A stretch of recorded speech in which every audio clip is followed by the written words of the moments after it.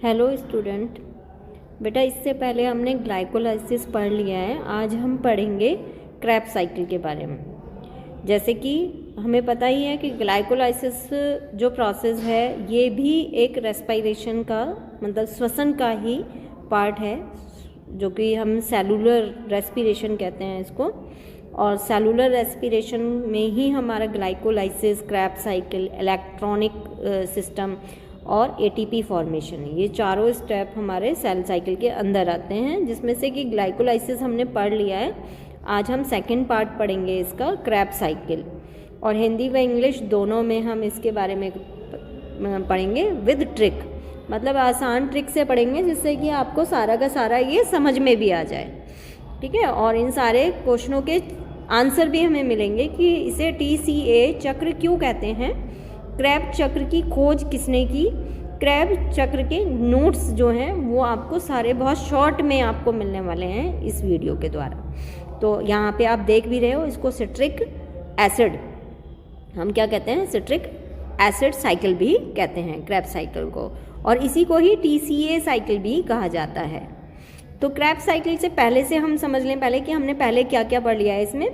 Krebs cycle के अंदर हम पढ़ रहे हैं सेलुलर रेस्पिरेशन, मतलब कोशिकीय श्वसन।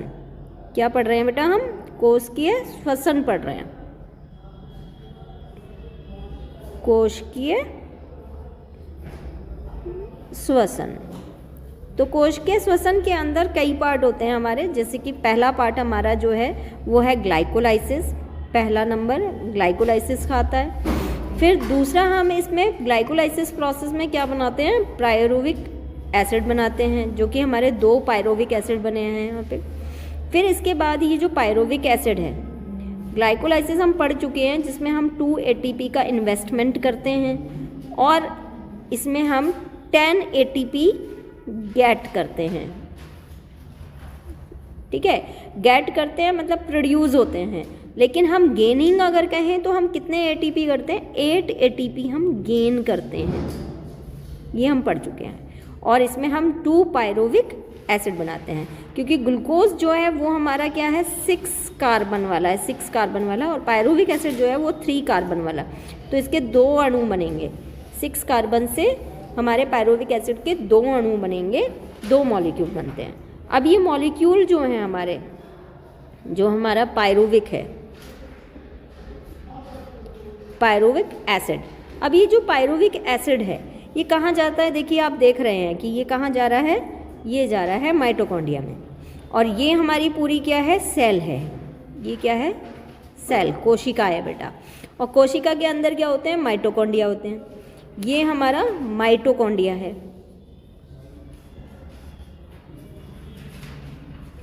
माइटोकॉन्ड्रिया है, और माइटोकॉन्ड्रिया के अंदर जा रहा है। अभी तक ये कहाँ था, ये जो ग्लाइकोलाइसिस प्रोसेस हुआ ये कहाँ हो रहा था, ये सेल के कोशिका द्रव में हो रहा था, कोशिका द्रव में हो रहा था। यहाँ पे क्या है, कोशिका द्रव है, तो इस कोशिका द्रव में ये प्रोसेस ग्लाइकोलाइसिस हुआ और 2 पायरुविक एसिड बन गए। अब वो कहाँ जा रहे हैं, माइटोकॉन्ड्रिया में जा रहे हैं। अब माइटोकॉन्ड्रिया में जब जाते हैं तो यहाँ पे एक रिएक्शन होती है, इस रिएक्शन को हम लिंक रिएक्शन भी कहते हैं, कि ये लिंकेज है, लिंक रिएक्शन, लिंक रिएक्शन, या इसको हम गेटवे रिएक्शन भी कहते हैं। इसी रिएक्शन को हम गेटवे रिएक्शन भी कहते हैं, क्योंकि इस रिएक्शन में जो हमारा पायरुविक है, जो कि 3 कार्बन वाला पायरुविक एसिड है, यहाँ पे डी कार्बोक्सिलेशन होता है। डी कार्बोक्सिलेशन का मतलब होता है बेटा, यहाँ पे जो है कार्बन रिलीज आउट होती है, CO2 बाहर निकलेगी यहाँ पे, और CO2 ही बाहर नहीं निकलेगी, यहाँ पे NADPH2 भी हम गेट करेंगे, NADPH2। इसका भी मैं पूरा नाम आपको बता चुकी हूँ, nicotinamide adenine dinucleotide phosphate hydrogen जिसमें जुड़ा हुआ है। ये एक एनर्जेटिक मॉलिक्यूल्स हैं, और कितने गेट होते हैं, 2 NADP हम यहाँ पे गेट करते हैं इस रिएक्शन के अंदर।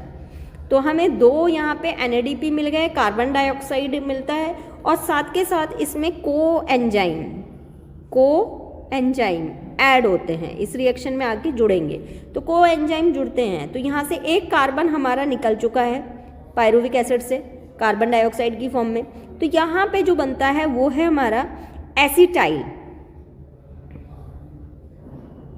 और कोएंजाइम, क्योंकि कोएंजाइम हमारा यहाँ पे जुड़ गया है तो एसिटाइल कोएंजाइम बनता है, जो कि कितने कार्बन वाला है, 2 कार्बन वाला है। 2 कार्बन वाला एसिटाइल कोएंजाइम यहाँ पे जुड़ता है और इसको हम लिंक रिएक्शन कह रहे हैं। और ये हो कहाँ रही है, माइटोकॉन्ड्रिया के मैट्रिक्स में हो रही है, क्योंकि माइटोकॉन्ड्रिया के अंदर 2 भित्तियाँ होती हैं, एक बाहरी भित्ति होती है, एक अंतः भित्ति होती है। अंतः भित्ति जो है उंगलियों के फॉर्म में अंदर की तरफ धसी रहती है ना, और इसके बीच में क्या भरा रहता है, मैट्रिक्स भरा होता है। तो यहाँ मैट्रिक्स के अंदर ये एसिटाइल कोएंजाइम बनता है और इसके बाद ये एसिटाइल कोएंजाइम जो है वो क्रेब्स साइकिल में, जिसको सिट्रिक एसिड साइकिल भी कहते हैं, क्रेब्स साइकिल में ये एंटर होता है, के अंदर एंटर हो रहा है। फिर इसके बाद ये इलेक्ट्रॉन ट्रांसपोर्टिंग सिस्टम में जाएगा। क्रेब्स साइकिल में जब जाएगा तो ये क्या निकाल रहा है, कार्बन डाइऑक्साइड निकालेगा। जब ये इलेक्ट्रॉनिक सिस्टम के अंदर जाएगा तो ये क्या फॉर्म करेगा, ये एटीपीज फॉर्म करेगा और वाटर भी बाहर निकालेगा, और ऑक्सीजन का भी यूज़ होगा। मतलब अभी तक ऑक्सीजन का कोई यूज़ नहीं हुआ था, इलेक्ट्रॉन ट्रांसपोर्टिंग सिस्टम में ही ऑक्सीजन का यूज़ होगा। अभी भी आप देख रहे हैं ऑक्सीजन, अगर हम श्वसन पढ़ रहे हैं तो श्वसन की क्रिया में ऑक्सीजन भी तो ले रहे हैं। अभी तक ये सारी जो क्रियाएं हैं बिना ऑक्सीजन के हो रही हैं, मतलब कि एनारोबिक और एरोबिक दोनों में हो रही हैं ये सारी प्रोसेसिंग। चलिए आगे हम इसका थोड़ा सा इंट्रोडक्शनरी पार्ट पढ़ते हैं कि आगे क्या होता है। देखिए हम क्रेब्स साइकिल पढ़ रहे हैं और क्रेब्स साइकिल को सिट्रिक एसिड साइकिल भी कहते हैं। तो ये क्यों कहते हैं सिट्रिक एसिड साइकिल, ये बिल्कुल क्वेश्चन आपके दिमाग में आया होगा कि मैम इसको सिट्रिक एसिड भी कहते हैं, ट्राई कार्बोक्सिलिक एसिड भी कह रहे हैं हम, ट्राई कार्बोक्सिलिक एसिड भी कह रहे हैं। तो ऐसा क्यों कह रहे हैं इसको, देखिए सिट्रिक एसिड इसलिए कहते हैं क्योंकि इसका मेन प्रोडक्ट जो है वो सिट्रिक एसिड ही है, जो क्रेब्स साइकिल का मेन प्रोडक्ट है। अभी हमने कहा आपसे कि एसिटाइल कोएंजाइम बन गया, एसिटाइल कोएंजाइम बन गया। अब एसिटाइल कोएंजाइम जो है वो ऑक्सैलो एसीटेट के साथ मिलता है। ये दोनों आपस में मिलते हैं और दोनों आपस में मिलके यहाँ पे सिट्रिक एसिड बना रहे हैं, सिट्रेट या सिट्रिक एसिड बना रहे हैं। तो ये दोनों मिलके क्या बना रहे हैं, citric acid, and citric acid is the main product of this reaction. Main है या फिर हम कहें कि फर्स्ट है, first product of Krebs cycle. Krebs cycle का ये मेन प्रोडक्ट है, पहला प्रोडक्ट है, इसलिए इसको सिट्रिक साइकिल भी कहा जाता है। ठीक है, ट्राई कार्बोक्सिलिक है, 3 कार्बन उपस्थित हैं, इसलिए इसको ट्राई कार्बोक्सिलिक एसिड साइकिल भी कहते हैं। ये एक एरोबिक का एक महत्वपूर्ण हिस्सा है, क्योंकि एरोबिक का क्यों, क्रैब साइकिल सिर्फ एरोबिक में ही होगी। एरोबिक मतलब जो वायवीय श्वसन, ऑक्सीजन की उपस्थिति में जो श्वसन होगा वही माइटोकॉन्ड्रिया के अंदर एंटर होगा। अभी तक जो श्वसन हो रहा था ग्लाइकोलाइसिस वो एरोबिक और एनारोबिक दोनों में होगा, ऑक्सी श्वसन करने वाले और अनऑक्सी श्वसन करने वाले दोनों में होगा। तो ये किसका हिस्सा है, क्योंकि माइटोकॉन्ड्रिया क्या करता है, हमारा ऑक्सी श्वसन करता है और ऑक्सी श्वसन का ये हिस्सा है जो कोशिका में ऊर्जा उत्पन्न के लिए आवश्यक है, क्योंकि ऑक्सी श्वसन ही है जिसमें सबसे ज़्यादा जो है ऊर्जा हमें प्राप्त होती है। नेक्स्ट बिंदु, कुछ और मेन पॉइंट्स हैं जिन पे हम यहाँ पे ध्यान डालते हैं, जैसे कि खोजकर्ता।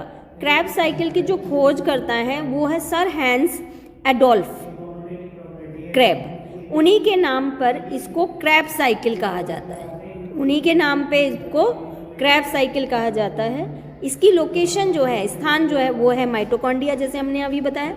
और माइटोकॉन्ड्रिया के भी अंदर कौन सा भाग है, जो उसकी बाह्य भित्ति और अंतः भित्तियाँ इस तरह से अंदर की तरफ धसी रहती हैं, उनके बीच में यहाँ पे क्या भरा होता है, मैट्रिक्स भरा होता है। ये जो है मैट्रिक्स है, ये लिक्विड जो इसके अंदर भरा होता है इसके अंदर ये साइकिल हो रहा है, इसको हम क्रेब्स साइकिल कह रहे हैं।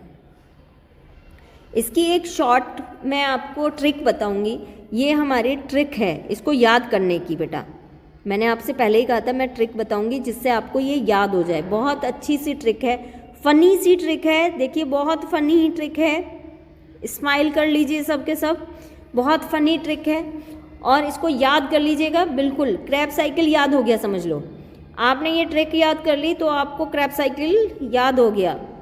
ओ citric acid, oh citric acid is a so stupid funny molecule. Citric acid जो है वो क्या है, एक बहुत ही, देखिए हिंदी पे ध्यान मत दीजिए, हिंदी पे ध्यान मत दीजिएगा, इंग्लिश पे ध्यान दीजिएगा, यही हमें बना देगा क्रैब साइकिल। आप देखिए ओ से क्या हुआ, ऑक्जेलो एसिटिक एसिड, ओ से ऑक्जेलो एसिटेट हो गया। फिर सिट्रिक एसिड, तो सिट्रिक एसिड अपने आप में लिए हुए है सिट्रिक एसिड को, सिट्रिक एसिड, और ये दोनों के मिलने से होगा ऑक्जेलो एसिटिक एसिड और एसिटाइल कोएंजाइम, एसिटाइल कोएंजाइम दोनों के मिलने से क्या हो गया, यहाँ सिट्रिक एसिड बन गया, मेन प्रोडक्ट, फर्स्ट प्रोडक्ट हमने जिसको कहा था। इसके बाद है इज का मीन्स होता है आइसोसिट्रिक एसिड, आइसोसिट्रिक एसिड। फिर a means alpha keto, alpha keto glutarate, alpha keto glutarate. So means होता है सक्सिनाइल कोएंजाइम, देखो सो में लगा हुआ है ओ भी, तो ओ हमें कहीं ना कहीं कोएंजाइम के लिए बता रहा है, succinyl coenzyme A. Next is stupid, stupid से हम करेंगे succinate, succinate. And next one is funny, funny means fumarate, funny means fumarate, fumarate. And the molecule M means molecule, molecule से हमारा बनता है मैलेट। तो इस तरह से ये हमारे स्टेप, कितने स्टेप्स हो गए बेटा,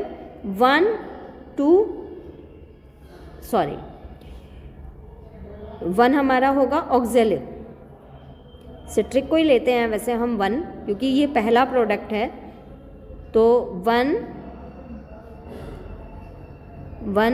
2 3 4 5 6 7 मैलेट, और मैलेट के बाद हमारा फिर नेक्स्ट आता है ऑक्जेलोट 8। तो 8 स्टेप में हमारा पूरा का पूरा क्रैब साइकिल कंप्लीट हो गया।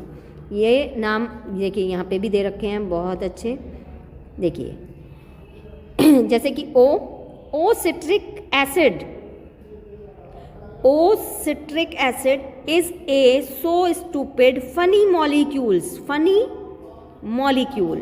तो ये सारे नाम आपके यहाँ पे कंप्लीट हो जाते हैं। ऑक्जेलो एसिटिक एसिड और acetyl coenzyme, acetyl coenzyme 2 carbon वाला है, तभी ये 6 कार्बन वाला हमारा सिट्रेट बन रहा है। 4 और 2 दोनों मिलके क्या बनेंगे, 6 कार्बन वाले, तो 6 कार्बन वाले बने। फिर यहाँ पे हमारे 5 कार्बन वाला अल्फा कीटो ग्यूटेरिक एसिड। तो इस तरह से हमें ये सारी चीज़ें गेट होती हैं। चलिए आगे बढ़ जाते हैं हम, ये ट्रिक याद हो जानी चाहिए सबको। सो लिंक रिएक्शन हमें पता है कि लिंक रिएक्शन से हमारा यहाँ पे एसिटाइल कोएंजाइम बना है, वो किससे बना है, ग्लूकोज से बना है।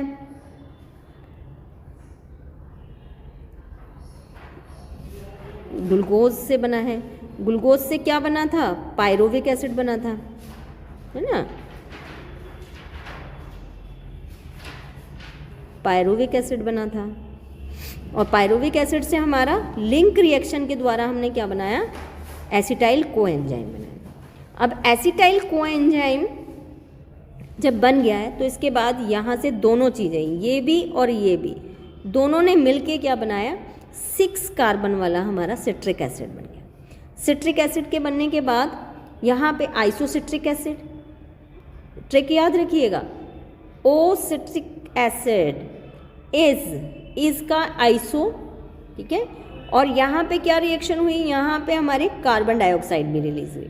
तो कार्बन डाइऑक्साइड अगर रिलीज हुई है तो कार्बन डाइऑक्साइड हमें पता है कौन सी रिएक्शन में होती है, डी कार्बोक्सिलेशन। तो यहाँ पे क्या हो रहा है बेटा, डी कार्बोक्सिलेशन, हम कहेंगे डी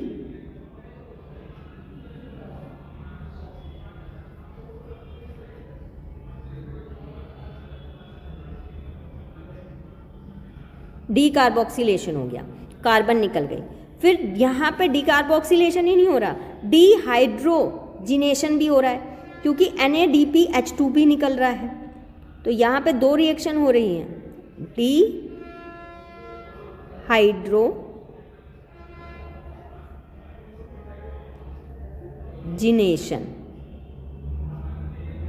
डीहाइड्रोजिनेशन भी हो रहा है, NADP भी निकल गया, ठीक है।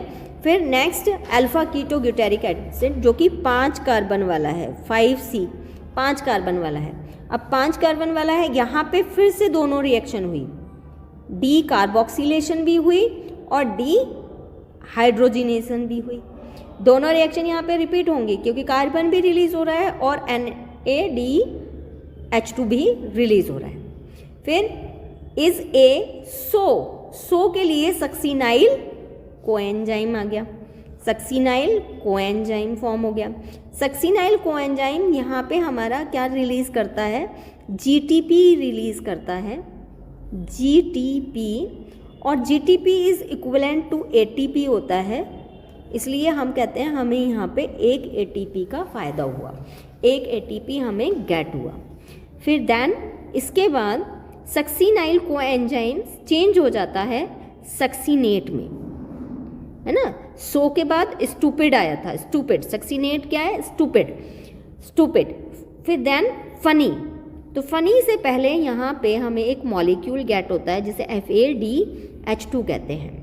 तो FADH2 बेटा यहाँ पे ये भी याद रखना कि 1NADH2 is equivalent to 3 ATP के बराबर होते हैं।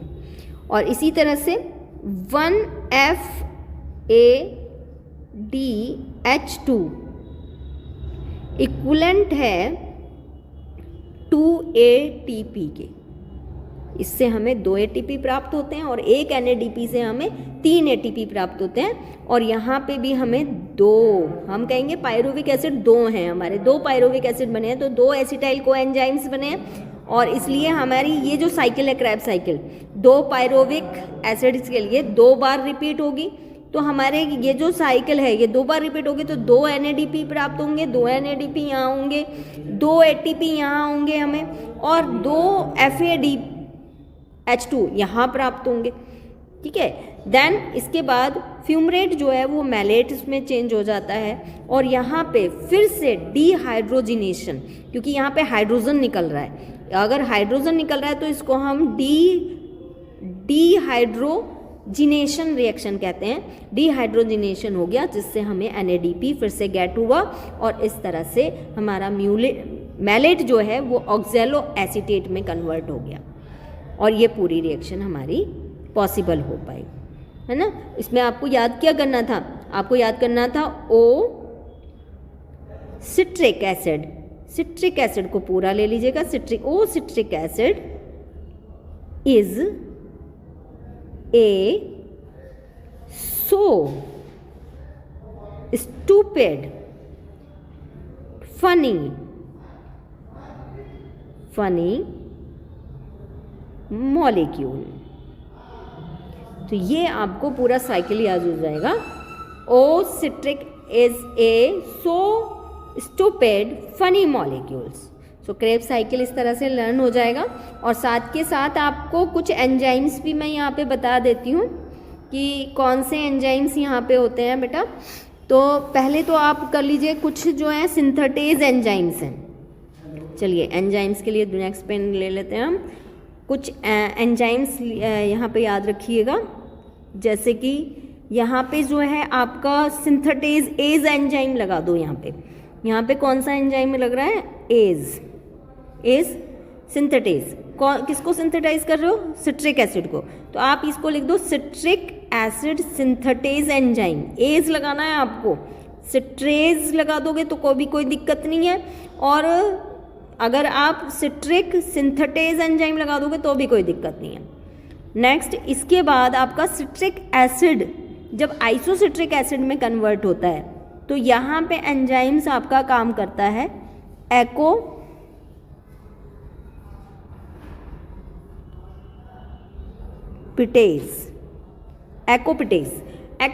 जो है ये एक एंजाइम है जो आपको याद रखना है। बाकी इसके बाद आप देख रहे हो नीचे, ये मैंने आपके एंजाइम्स ही लिख दिए। ये जो रिएक्शन है इसी को आप लिख लीजिएगा कि इसमें डिहाइड्रो एज लगा दीजिएगा, डिहाइड्रो कार्बोक्सीलेज एंजाइम लगेगा। यहाँ पे डिहाइड्रोजिनेज एज लगा दीजिएगा बेटा, इनके पीछे एज लगा दीजिए तो यही एंजाइम बन जाएंगे। इसी तरह से यहाँ पे आप देख रहे हैं डी कार्बोक्सीलेज एज लगा दीजिएगा, डिहाइड्रोक्सीजिनेज एज लगा दीजिएगा, एज एंजाइम लग रहा है, ठीक है। तो ये यहाँ पे एंजाइम्स है। नेक्स्ट, इसके बाद आपका सक्सिनाइल कोएंजाइम कौन सा बचता है? Succinyl coenzyme. तो सक्सिनाइल कोएंजाइम में सक्सिनाइल कोएंजाइम एज लगा दीजिएगा, इसी के नाम में बस एज लगा दीजिए, ठीक है, तो हो जाएगा आपका। नेक्स्ट, सक्सिनाइल कोएंजाइम के बाद आप सक्सिनेट बनाते हैं और सक्सिनेट से आपका बनता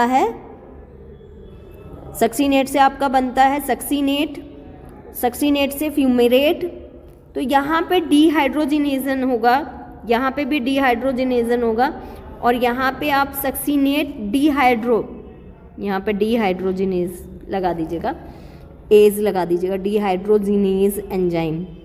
नेक्स्ट, इसके बाद आपका फ्यूमरेट, जो फ्यूमरेट है, फ्यूमरेट पे आ गए। फ्यूमरेट के बाद आपका यहाँ पे भी आप देखिए फ्यूमरेट में भी डिहाइड्रोक्सीजिनेज हो रहा है आपका, इसमें आप आगे चल के एज लगा दीजिएगा, जो भी फ्यूमरेट है उसमें एज लगा दीजिएगा, फ्यूमरेज लगा दीजिएगा, तो ये आपका एंजाइम यहाँ पे फ्यूमरेज हो जाएगा। नेक्स्ट, यहाँ पे NADP हो रहा है तो इसमें एज लगा दीजिएगा, तो ये एंजाइम हो गया। तो ये आपके साथ के साथ बेटा एंजाइम्स भी हो जाएंगे, सिर्फ इनके नामों के पीछे आपको एज लगाना है, आपके एंजाइम भी कंप्लीट हो जाएंगे। वैसे 11th स्टैंडर्ड में एंजाइम्स आपके लिए इंपॉर्टेंट नहीं है, आप मेन कंटेंट के नेम और मॉलिक्यूल्स जो हैं उनको याद रखें कि कितनी एनर्जी आपकी फॉर्म हो रही है। Main thing is your energy. अब हमने कितने ATP क्रेब्स साइकिल में गेट कर लिए, पूरे क्रेब्स साइकिल में हमने कितने ATP गेट कर लिए, हम यहाँ पे ये भी जान लेते हैं। देखिए, इनको याद करने का भी तरीका है, ट्रिक मैंने दी हुई है यहाँ पे कि IAM का मतलब क्या होगा? Is a molecule. यहाँ पे आपके 2,2,2 NADP निकालेंगे आप, 2,2 NADP निकालेंगे। मैंने कहा आपको कि पायरुवेट के 2 मॉलिक्यूल बनते हैं तो ये साइकिल 2 बार घूमता है, तो आपको एक लिखे हुए मिल रहे हैं, लेकिन आप इनको 2 NADP H2 ही लिखेंगे। नेक्स्ट, इसके बाद FAD आपको कहाँ मिला था? सक्सिनेट से आपने फ्यूमरेट बनाया था, वहाँ पे आपको FADH2 गेट होता है, जो कि इक्विवेलेंट होता है 2 ATP के। फिर आपको एक ATP आपको मिला था जो कि सक्सिनाइल कोएंजाइम और सक्सिनेट के बीच में था। मैंने कहा इसको भी आप 2 ATP लिख लीजिएगा। देखिए, यहाँ पे दिया हुआ है बहुत अच्छी तरह से कि आइसो और अल्फा कीटो के बीच में NADP और कार्बन डाइऑक्साइड हम निकालते हैं, और सक्सिनेट और सक्सिनेट के बीच ATP GTP के फॉर्म में निकलता है, और सक्सिनेट और फ्यूमरेट के बीच में FAD, फिर मैलेट और ऑक्जिलेट के बीच में फिर से NADP H2। तो ये मॉलिक्यूल्स हमें कितने गेट हुए, चलिए हम ये मेजरमेंट कर लें। हमने ग्लाइकोलाइसिस भी पढ़ लिया है लास्ट। ग्लाइकोलाइसिस में हमने क्या पढ़ा था कि 2 ATP तो हमने इन्वॉल्व किए थे, 2 तो हमने दिए थे जो हमारी इन्वेस्टमेंट थी। 2 ATP की हमने क्या की थी बेटा? इन्वेस्टमेंट की थी। इन्वेस्टमेंट की थी 2 ATP की, लेकिन हमने 4 ATP और 3 NADPH2 गेट किए थे। अगर एक NADPH2 is equivalent to 3 ATP होता है तो 3 कितने के इक्वल हो गए, लगा लीजिए। हमने वहाँ पे कितने गेट किए थे, है ना, नहीं 2 गेट किए थे ना शायद बेटा, 2, तो 2 इक्वलेंट हो गए, 2 3 जा 6 ATP के ATP, और 4 हमें पहले गेट हो गए 4 ATP। तो ग्लाइकोलाइसिस प्रोसेस में हमने टोटल कितने गेट कर लिए, 10 ATP गेट कर लिए, जिसमें से कि 2 का हमने क्या कर दिया था, इन्वेस्टमेंट कर दिया था, 2 हमने उनको वापस दे दिए थे।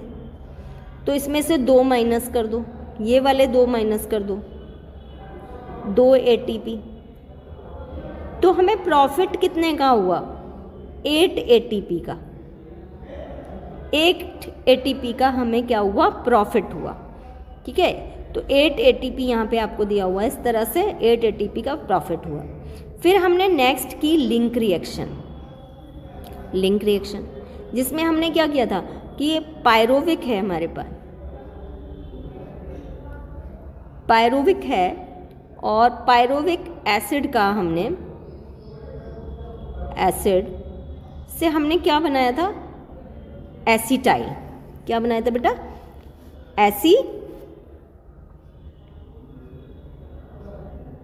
Acetyl coenzyme.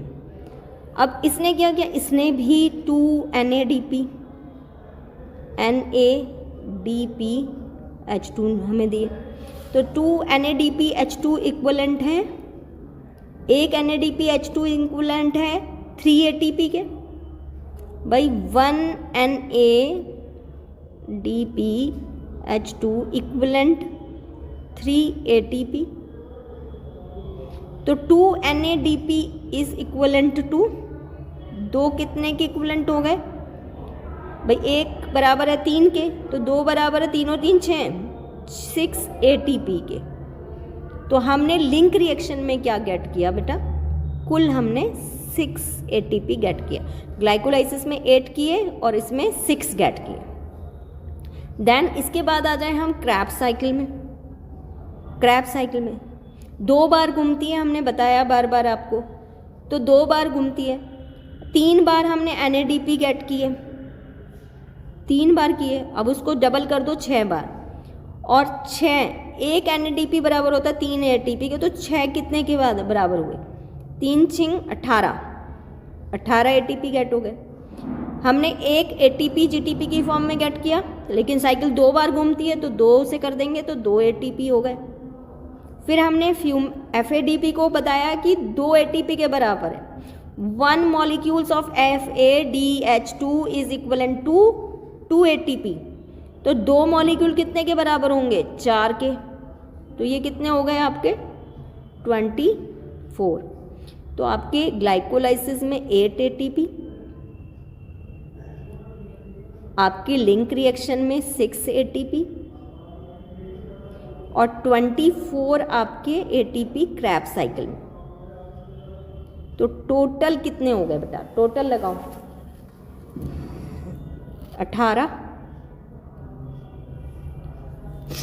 38 ATP 38 ATP आप गेट कर रहे हो यहाँ पे क्रैब साइकिल तक आपने ATP गेट कर लिए। तो ये थी आपकी बैलेंस शीट। आई होप आप सबको समझ में आ गया होगा। कमेंट करके बताएं। Thank you.